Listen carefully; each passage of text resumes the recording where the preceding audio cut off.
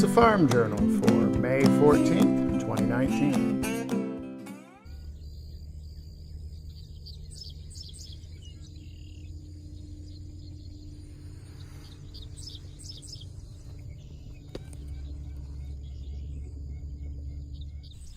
Welcome to Egret Isle Farm and the Serene Disciple Project. This is a bright, sunny Monday morning, and this is the pasture. I'm down here because I wanted to show you how great this dirt grows grass. We have acres and acres of wonderful grass on this farm, and that's because we have acres and acres of wonderful, horrible clay soil. And what it wants to do more than anything in the world is grow this grass, and not in a single monoculture, but along with lots of different plants in it and flowers and so today I want to talk about dirt and mud and what it grows. Welcome to the farm. So I think I'm gonna get out of the grass now. Ooh.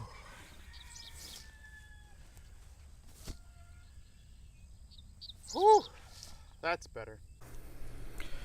And so this grows grass so well because the clay opens up when it gets dry, cracks, and the root system of the grass can go in and become well established. And then when it gets wet, it closes up and grows. And this repeated opening and closing of the soil creates a thick mat of grass root system, which stretches from here all the way north to almost the Arctic Circle.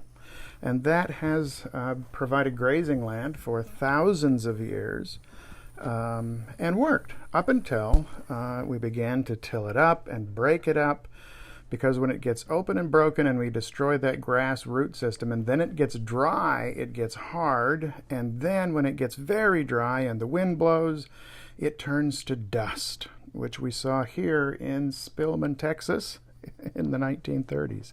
That's what created the Dust Bowl: clay soil plus drought plus wind. So if you want to grow grass out on this clay and graze animals, well, you're in luck. If you want to have a garden where there's garden vegetables and no grass on this clay, well, that's a different story.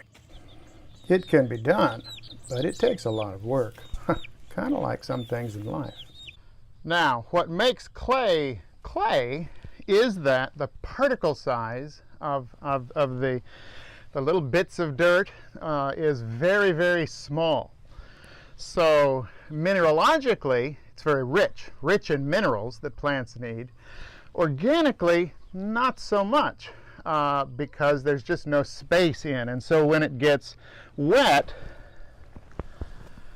it turns into this slimy, sticky goop, and it holds water very well,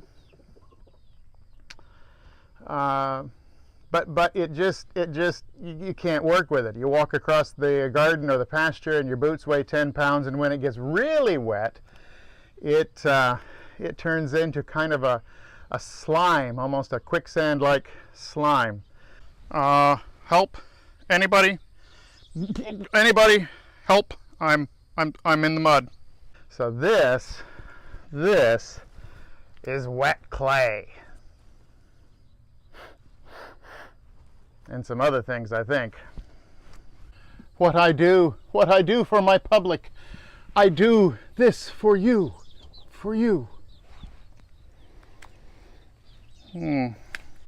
Now, when it's dry, it cracks into this. And hello. Hi. When it's dry, it turns into something closely resembling concrete, and then when you till the concrete, it turns into fist-sized dirt clods, and then those are just hard. You can't plant anything in it. It would be like trying to plant a garden in fist-sized gravel. It just won't work. So what do you do if you don't want it to be either squishy, slimy mud or concrete? Well, you need to add plenty of this stuff. This is compost, which is decomposed plant material, some manure, and lots of nutrients, but it also acts to add space in between those tiny, tiny little particles. And that makes all the difference in the world. This is pure gold.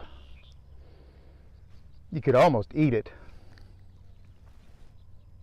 but we won't. And when you add enough of the compost to enough of the glop that you don't want to be glop or concrete, you end up with this, which is not as fine as chocolate cake, which is kind of what you're shooting for in a nice sandy loam.